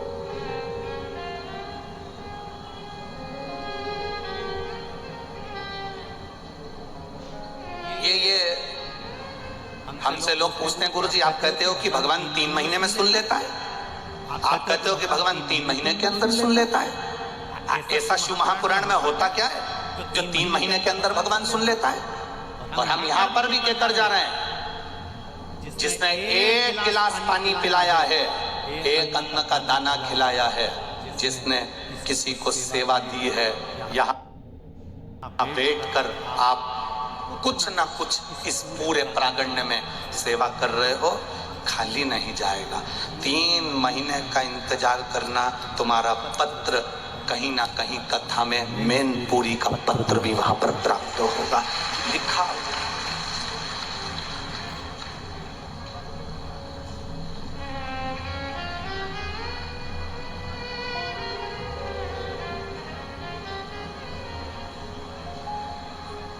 आज जब हम नीचे मिल रहे थे तो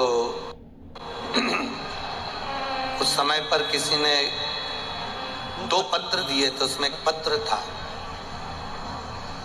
कि गुरुजी बड़े बड़े संत जब कथा करते हैं, बड़ी बड़ी व्यासपीठ जब लगती है तो उनके यहाँ पर बहुत सारे उनसे करोड़पति, अरबपति, लक्ष्मीपति उनसे बहुत जुड़े हुए रहते हैं, बहुत पैसे वाले उनसे लगे हुए होते हैं। पर आपकी कथा में जब भी देखो कोई ऐसा अरबपति खरबपति दिखता ही नहीं है, सब साधारण लोग आपकी कथा में नजर आते हैं।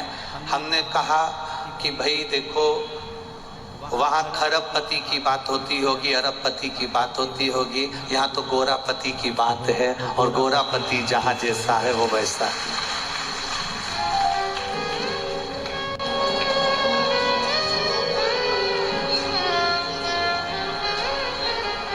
किसी ने कहा था बहुत पहले कि गुरुजी आप क्या वीआईपी कथा नहीं करते हो क्या? हमने कहा वीआईपी कैसी होती है? अब कथा भी वीआईपी होती है, वीआईपी कथा नहीं करते क्या? हमने कहा वीआईपी कैसे होती है? कहा गुरुजी अच्छे सोफे वोफे लगे हो, कालीन मालीन बिछा हो, बेहतरीन झूमर वूमर टंग रहे हो, और बेहतरीन जो वीआईपी लोग हों जिन्होंने खूब अच्छा डोनेशन दिया हो, वो ऐसे सोफे पर बैठे हैं और आप आओ और कथा करो और अपने घर जाओ, ऐसी वीआईपी कथा। हमने कहा ये शंकर भगवान के यहाँ कोई वीआईपी नहीं चलता। जितने उनकी बारात में वीआईपी आए थे वो तो खुद पीछे चल रहे थे, जो नॉन वीआईपी थे वो आगे चल रहे थे। शिव के यहाँ चलता कौन है? भगवान नारायण लक्ष्मी को लेकर आए, लक्ष्मी बड़ी सज धज के आई भगवान शंकर की शादी में। इतनी सुंदर तैयार होके आई माता लक्ष्मी। 7 अप्सराएं लक्ष्मी जी का श्रृंगार कर रही थी। लक्ष्मी जी का श्रृंगार देखकर भगवान नारायण को बड़ी प्रसन्नता हुई। भगवान विष्णु ने कहा, जिंदगी में पहली बार तुझे अप्सराएं तैयार कर रही है, तू कहाँ जा रही है? लक्ष्मी जी बोल रही, शंकर जी की शादी में जा रही हूँ। भगवान बोले, अब इतनी सज धज के जाएगी तो शंकर भगवान भी भूले में पड़ जाएंगे। इतनी सज धज के जा रही है। श्रृंगार कर रतन माणिक रतन आभूषण श्रृंगारित कर माता लक्ष्मी शंकर जी की शादी में गई थी। सरस्वती मैया श्रृंगार कर रही थी, अप्सराएं श्रृंगार कर रही थी। ब्रह्मा जी ने पूछ लिया, ब्रह्माणी कहाँ जाने की तैयारी है? शंकर जी की शादी है इसलिए मैं तैयार हो रही हूँ। वो भी तैयार हुई, इंद्राणी तैयार हुई, सारी देवता सारी देवियां एक से बढ़कर एक श्रृंगार करके तैयार हुए। और तैयार होते से सबसे आगे ये खड़े हुए। शंकर भगवान को बोला भगवान विष्णु ने, तुम्हारी शादी है, चलो बारात लेकर। शंकर भगवान बोले, अभी नहीं चलूंगा, थोड़ी लेट चलूंगा। तो भगवान इंद्र ने कहा, मुहूर्त तो आज का ही है। शंकर भगवान बोले, मैं ऐसे मुहूर्त नहीं मानता, मैं मुहूर्त नहीं देखता। काल और महाकाल ये 2 बिना मुहूर्त के हैं।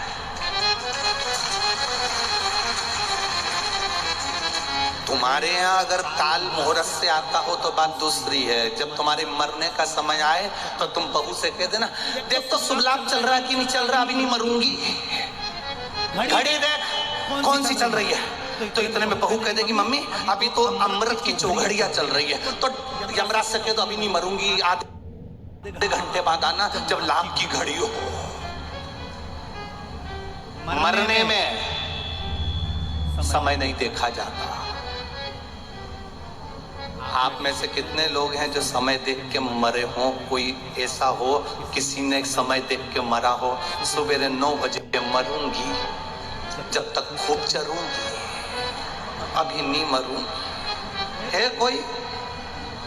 कोई नहीं। काल मुहूर्त नहीं देखता। मरने का समय नहीं होता। जब मरने का कोई समय नहीं है तो महाकाल से मिलने का भी कोई समय नहीं है। जब तुम्हारी मर्जी पड़े तब जाइए। शंकर का ओ घड़ी ये शंकर के मंदिर में तो अब पट हो गए, शंकर के मंदिर में तो अब दरवाजे हो गए। पहले शिव के मंदिर में दरवाजे नहीं होते थे, शंकर के मंदिर में पट नहीं होते थे, शंकर बिना पट का होता था। क्यों? शंकर भगवान कहते थे, मैं पिता हूँ, मैं घर का बड़ा हूँ, घर का बुजुर्ग हूँ। इसलिए घर का जो बड़ा होता है, घर का जो बुजुर्ग होता है, घर में जब बेटे बड़े हो जाते हैं, बहुएं आ जाती हैं, पोता पोती बड़े हो जाते हैं, तो घर की जो बुजुर्ग माँ होती है ना, वो कमरे में नहीं सोती, हॉल में सोती है। उसको मालूम है मेरे बच्चों को कब मेरी जरूरत पड़ जाए मुझे आवाज लगा देंगे। शंकर के मंदिर में पट नहीं होता, शंकर के मंदिर में दरवाजा नहीं होता, शंकर के मंदिर में कोई द्वार नहीं होता। शंकर के मंदिर तो खुले होते थे, वो तो अब मंदिर में दरवाजे होने लगे, अब मंदिर में पट होने लगे। शंकर भगवान के मंदिर में ना पट है, ना झंझट है, ना कपट है और ना कपाट है। शिव तो ओघड़ी है। कहा मुहूर्त निकल रहा है, चलो। कई लोग हमसे कह देते हैं, महाराज जी आप बताओ कौन सी मुहूर्त में दुकान खोलें, आप बताओ कौन से दिन दुकान खोले, आप बताओ कौन सी चौघड़िया में दुकान खोलें।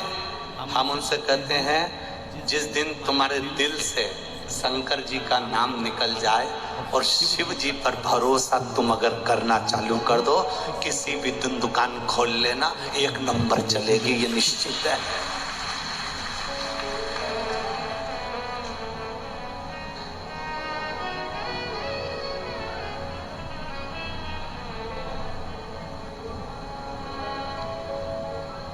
तुम्हारा भरोसा,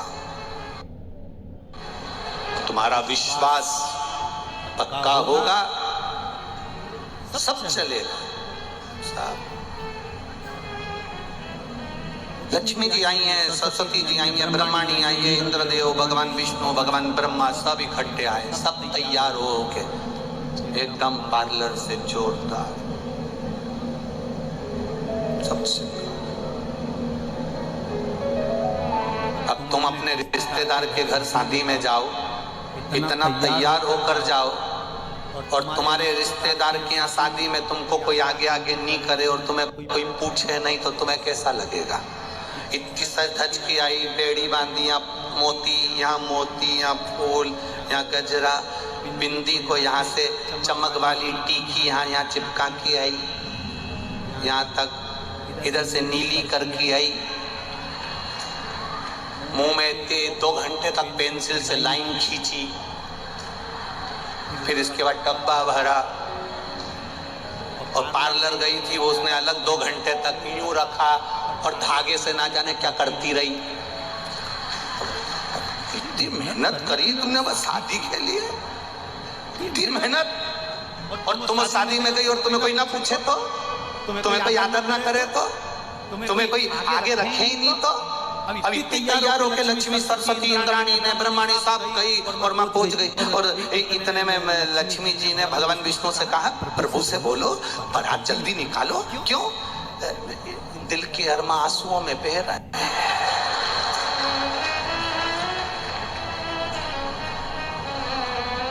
20,000 का मेकअप 5 मिनट में बह रहा है।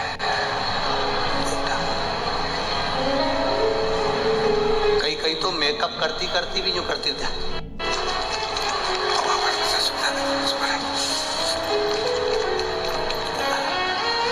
अब इधर अब बेचारा पति आया, हाँ क्या है, इसको पकड़ो जल्दी से।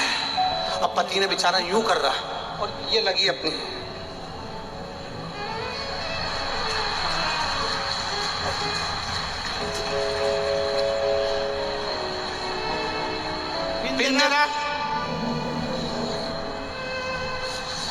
नीचे से साड़ी खींचो,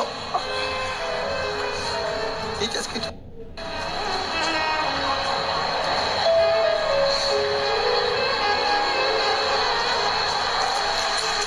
और खींचो, और थोड़ी सी और खींचो। अब पति बोला ये क्या करूं? फेंक दो मेरे ऊपर। क्या करूं? नीचे रख दो। कैसी लग रही?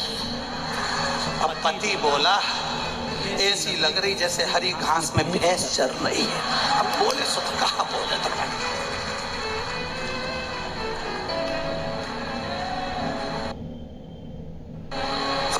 लक्ष्मी जी नारायण से बोली भगवान से, प्रभु। भगवान बोले क्या है? बारात जल्दी निकालो, जल्दी। भगवान बोले क्यों? अब इनको जल्दी इसलिए निकालना था क्योंकि दिल के अरमा आंसुओं में बह रहा है। इतना महंगा मेकअप 5 मिनट में बह रहा है। अब एसी के कमरे से नीचे पृथ्वी पर आए हो, भूलोक में आए हो, ब्रह्मांड में आए हो, तो यहाँ तो सब चीज रहती, तो तुम जल्दी जल्दी प्लीज। शंकर जी से कहा, प्रभु बारात। शंकर भगवान बोले अभी हम नहीं निकलेंगे। तो मुहूर्त तो आज का है। शिव जी बोले हमें मुहूर्त से कोई मतलब नहीं, जिस दिन हमारा पाउडर का डब्बा आएगा तभी हम जाएंगे। अब भगवान शंकर जी समझ में ही नहीं, भगवान विष्णु समझ ही नहीं पाए कि पाउडर का डब्बा का मतलब। इतने में लक्ष्मी जी कहने लगी, हमको लगता है इनके डब्बा नहीं है पाउडर का, हमें मालूम होता तो हम पहले से लेके आते, हमें क्या मालूम था कि इनके डब्बा नहीं। अब इतना तो सुनना था। इतनी देर में सामने से आवाज आ रही थी, राम नाम सत्य है। शंकर भगवान उठकर नाचने लगे, मेरा पाउडर का डब्बा। पाउडर जो सामने से बारात आई, बारात देखकर शिव प्रसन्न। राम नाम सत्य, राम नाम सत्य। लगा याद, रात तैयार, इनने भस्मी चढ़ाई, तैयार होके बैठे, और इतने में भगवान ब्रह्मा जी बोले तुम्हारे लिए रथ लाए हैं, उस पर बैठ जा। शंकर जी बोले रथ पे नहीं बैठूंगा मैं मेरे नंदी पर बैठूंगा। नंदी पर बैठ गए, तो नंदी पे बैठे तो भी उल्टे, नंदी का मुंह इधर, शंकर जी का मुंह उधर। इंद्र ने पूछ लिया, प्रभु नंदी पर बैठे हो, वो भी उल्टे बैठे हो, नंदी का मुंह इधर है, तुम्हारा मुंह उधर है, सीधे तो बैठो। शंकर भगवान बोले हम सीधे नहीं बैठेंगे। क्यों? क्योंकि नंदी का मुंह उधर, हमारा मुंह इधर। इसलिए क्योंकि बारात को आगे से नंदी देखेगा, पीछे से हम देखेंगे। पूरा मैनेजमेंट हमारा, पूरा मैनेजमेंट। अब लक्ष्मी जी ने नारायण जी से कहा, हम आगे नाचे कि पीछे? स्त्रियों में ये बड़ी विचित्र बात हो जाती है। जब बारात निकलती है ना तो वो बार बार अपने जीजा जी से कहती है ढोल वाले को पीछे भेजोगे कि आगे? हम आगे नाचे कि पीछे? अब ढोल वाला इधर बजाता बजाता उसने देखा यहाँ पे तो कोई निछावर आ नहीं रही, तो ढोल वाला भी धीरे धीरे डम डम करता हुआ आगे चले गया। तो ये नाचती नाचती अब लक्ष्मी जी पूछ रही है हम आगे कि पीछे, क्योंकि नंदी का मुंह इधर और शंकर जी का मुंह इधर। लक्ष्मी जी से भगवान विष्णु बोले तुम्हारी मर्जी हो, जहाँ पे नाच लो, देखो ये तो बारात है, कहीं पर भी नाच सकते हो, ठीक है। दुनिया की बड़ी विचित्र रीति है। शादी होती है तो दुनिया के लोग शादी में दूल्हे के आगे चलते हैं। कहाँ चलते हैं? जम के बोलो जरा, आगे। दुनिया की रीति बड़ी विचित्र है। शादी होती है तो पूरे रिश्तेदार आगे चलते हैं, और जब कोई मर जाता है तो सारे रिश्तेदार पीछे चलते हैं।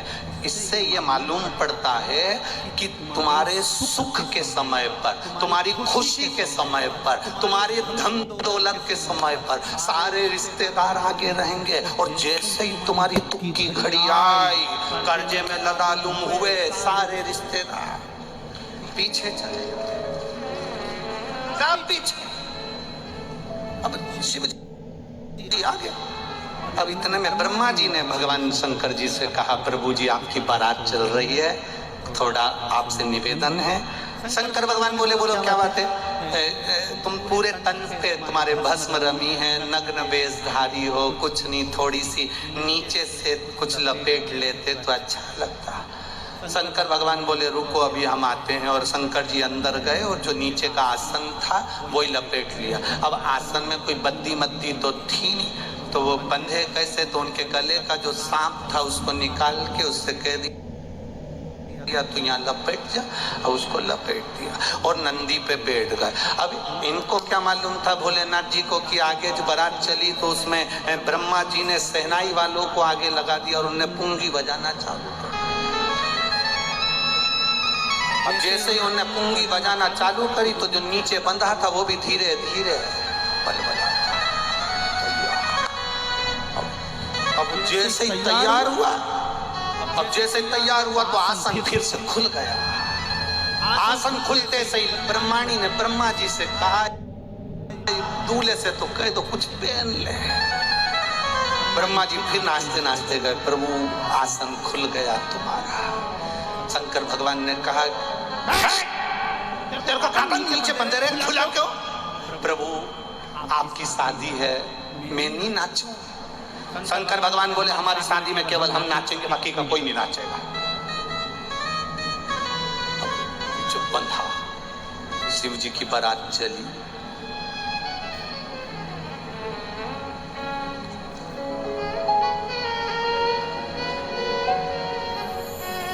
सारे देवता चल रहे थे, शंकर जी का मन नहीं लग रहा था। दूल्हे का मन जब तक नहीं लगता जब तक उसके बेस्ट फ्रेंड नहीं आ जाए। भले कितने भी बेकार हो पर उनके बिना बारात अच्छी नहीं लगती है। दोस्त कितने भी बेकार हो पर उनके बिना बारात अच्छी नहीं लगती। दोस्त दोस्त होते। अब शिव जी के तो गणों के बिना मन नहीं लग रहा, क्योंकि ब्रह्मा ब्रह्मलोक में, भगवान विष्णु वैकुंठ लोक में, इंद्र लोक में, मेरे तो इनसे ही रिश्ता नाता है। भले ये कैसे भी हैं, घर के लोग भी समझा के ले जाते, तेरे एक भी दोस्तों को मत बुलाना, सब नंबर बन के पियक्कड़ है।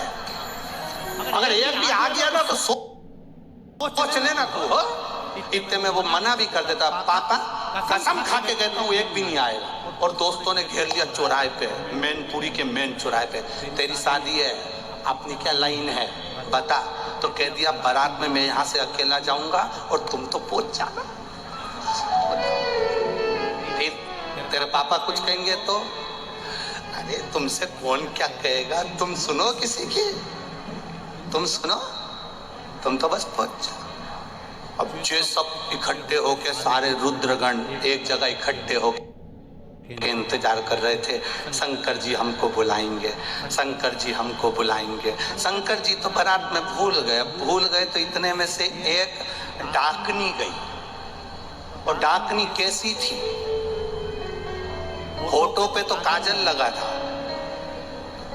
लाल बिंदी और दांत इतने लंबे लंबे, सफेद कलर के दांत, काले कलर के होठ और बिंदी लाल, बाल खुले। ये भी सच की आई थी पार्लर से, ये भी सच की। और मुंह पे पल्लू डालकर इतना सारा जो आई, सबसे पहले लक्ष्मी जी से टकराई। और लक्ष्मी जी ने इससे पूछा, तुम इतनी अच्छी साड़ी पहनी है, तुम कौन हो? मृत्यु लोक की कोई अप्सरा हो? अंदर से डाकनी ने मन में सोचा, अभी तूने मुझे देखा नहीं है, जिस दिन मेरी ओरिजिनलिटी देख लेगी तू कहीं की नहीं रहेगी, अभी तूने देखा नहीं। मुंह ढका था, देख पाई नहीं। लक्ष्मी जी ने कह दिया, एक बार मैं तुम्हारा चेहरा देखना चाहती हूँ। हम देवलोक की हैं, लक्ष्मी हैं। देवलोक में तो इतनी सुंदर सुंदर अप्सराएं होती हैं, पृथ्वी की अप्सरा को मुझे देखना है। इतने में डाकनी बोली, मैं अपना चेहरा नहीं दिखाऊंगी। डाकनी ने पल्लू पकड़ के रखा और लक्ष्मी जी के दिखा कि नहीं दिखा। भगवान नारायण ने कहा, लक्ष्मी क्या बात है, क्यों बहसबाजी कर रही हो? ये देवलोक की अप्सरा से ज्यादा सुंदर है पृथ्वी की अप्सरा, इसलिए इनका चेहरा देखना है। भगवान विष्णु ने ध्यान लगाकर देखा तो लक्ष्मी जी से कहा, मत देखना, तू किसी को देखने के लायक नहीं बचेगी, बिल्कुल मत देख। अब तो लक्ष्मी जी को अंदर से ईर्ष्या होने लगी। तुम्हें कैसे मालूम कि ये बहुत सुंदर है? अब तो देख के रहूंगी, जाओ। माताओं की थोड़ी सी आदत रहती है, ये कुछ माताएं ऐसी होती है जो बिल्कुल विपरीत चलती है, एकदम विपरीत। एक पति की पत्नी एकदम उल्टी चलती है। पति उससे कहे कि आलू की सब्जी बना दे, ये बैंगन की बना दे। पति इससे कहे दाल बना दे या कड़ी बना दे, बिल्कुल उल्टी। बहुत दुखी था बेचारा पति। गुरुजी के पास गया, गुरुजी मेरी पत्नी बहुत उल्टी चलती है, मैं क्या करूं? गुरुजी बोले, इसको गंगा नहलाने ले जा। ये जाएगी नहीं। गुरुजी ने कहा, तो कहना पूरे गांव के लोग गंगा नहाने जा रहे हैं, अपने पास समय नहीं है दुकान से, इसलिए अपन गंगा नहाने नहीं जाएंगे। अरे गुरुजी, मैंने पूरी जिंदगी कहते कहते 40 साल हो गए इसको कि गंगा नहाने चल नहीं जाए। अब की बार उल्टा चलना, तू उल्टा चल। इसने जाकर कह दिया, पूरे गांव के लोग गंगा नहाने जा रहे हैं, अपने पास समय नहीं है, अपन गंगा नहाने नहीं जाएंगे। इतने में पत्नी बोली, कैसे नहीं जाएंगे? शादी के 40 साल हो गए, तुम मुझे लेकर कहाँ गए? गंगा नहाने चलो मेरे साथ। खुश हो गया, गुरुजी गजब कर दिया, पहली बार जा रही है। चेला गुरुजी के पास जाकर बोला, इससे मेरा पीछा छुड़ा दो, बस एक बार ऐसा कर दो कि ये गंगा जी में ही रह जाए। गुरुजी ने कहा, एक काम कर, जब ये गंगा नहाने के लिए पानी के अंदर जाए, उल्टी तो चलती है, पानी के अंदर जाए, तब तू कह देना, आगे मत जा। बस इतना कहना। क्या बोलेगा? आगे मत जा। उल्टी तो चलती है। और जैसे ये गंगा जी में उतरी और पति ने आगे मत जाना, पत्नी के जाऊंगी, जा। चली गई, पानी में बह गई। इसने जेब में से नारियल निकाल के गंगा जी में फोड़ा, जा। पत्नी बहुत चतुर थी, उसने चैन पकड़ ली गंगा जी की, नी बही। गुरुजी ने कहा था, अगर वो चैन पकड़ ले तो तू चिल्ला करके ना, जम के पकड़। तू चिल्ला के कहना, जम के पकड़। उसने चैन पकड़ी और उसने कह दिया, अच्छा सा पकड़ना। पत्नी बोली, नहीं पकड़ना। ले तो चली गई, जा, नहीं पकड़ो, जा। तो अच्छा है अपनी मैनपुरी की नी थी, पकड़े सो तो कहा पकड़े। अब लक्ष्मी जी बोल रही मैं तो चेहरा देखे बिना रहूंगी नहीं, मुझे चेहरा देखना। अब भगवान मना कर रहे, नहीं मेरे को तो देखना है, मैं तो चेहरा देखे बिगर मानूंगी नहीं। अब लक्ष्मी जी चेहरा देखे, जो लक्ष्मी जी ने उसका चेहरा देखा, एक सेकंड के लिए लक्ष्मी जी पृथ्वी पर नहीं टिकी, सीधे बैठ उठा, सीधे बैठ उठा।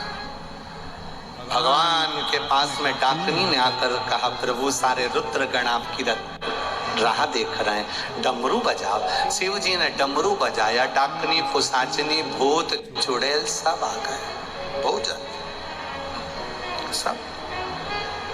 किसी के 12 मुंह, किसी के 10 हाथ, किसी के 5 पांव,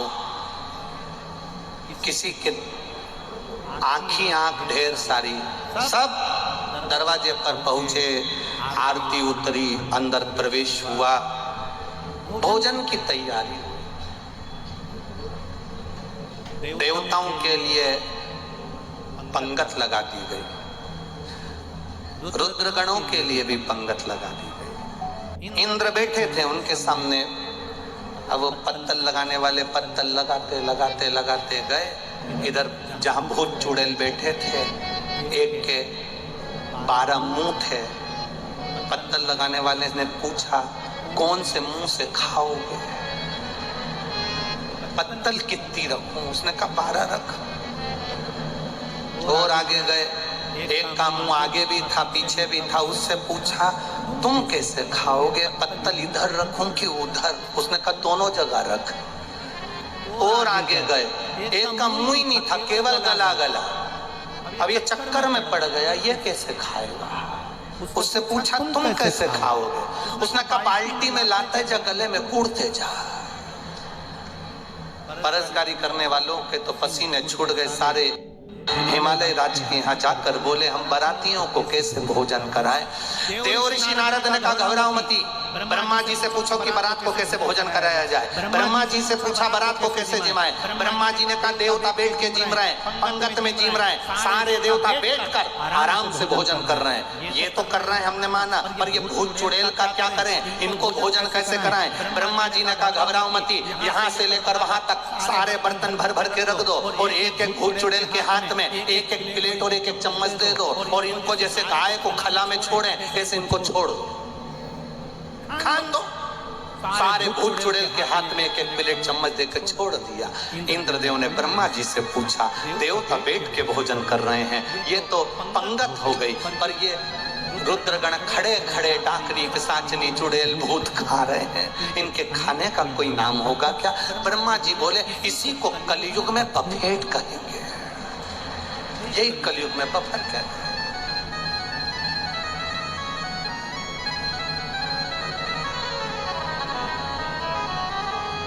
और भयंकर हालत।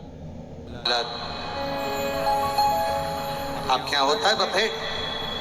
अरे बोलो तो जम के होता है, बहुत बुरी हालत होती है उसमें, खाने का कंपटीशन होता है।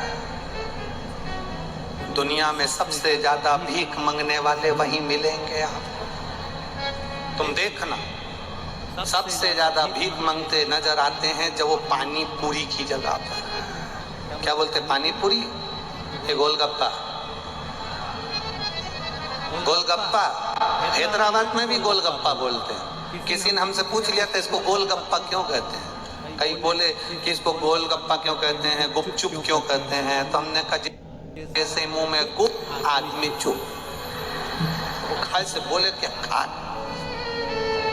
सबसे ज्यादा भीड़ पड़ती है उसी गोलगप्पा में, वो पानी की पूरी में। और मालूम पड़े भैया हाथ में तो ना कटोरा, भिखारी जैसा कटोरा दे दे भैया, भैया दे दे प्लीज भैया दे। अब उसको गर्मी भी लग रही है और देना भी सबको है, और पाँव में खुजाल भी चल रही है, खुजाल है तो।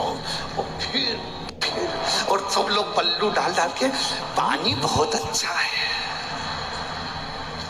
इतना अच्छा पानी तो अपने घर में भी नहीं बनता, क्योंकि घर में ऐसा सामान नहीं डलता।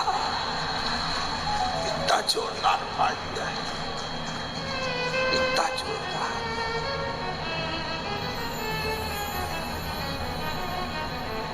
बहुत फिर भोजन करके सब बाहर निकले सो तो आनंद होए। जो महापुराण की कथा कहती है बाबा, शिव जी का मंगल विवाह बड़े आनंद के साथ, जो भाव के साथ होता है वो एक आनंद ही आनंद है।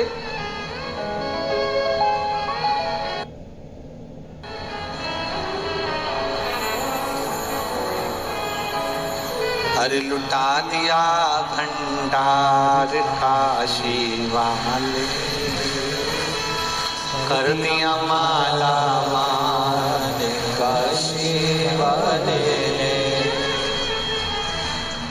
लुटा दिया हाँ लुटा दिया, लुटा दिया लुटा दिया, लुटा दिया हाँ लुटा दिया, लुटा दिया लुटा दिया, लुटा दिया भंडार काशी वाले ने, कर दिया माला माल काशी वाले ने। ओ लुटा दिया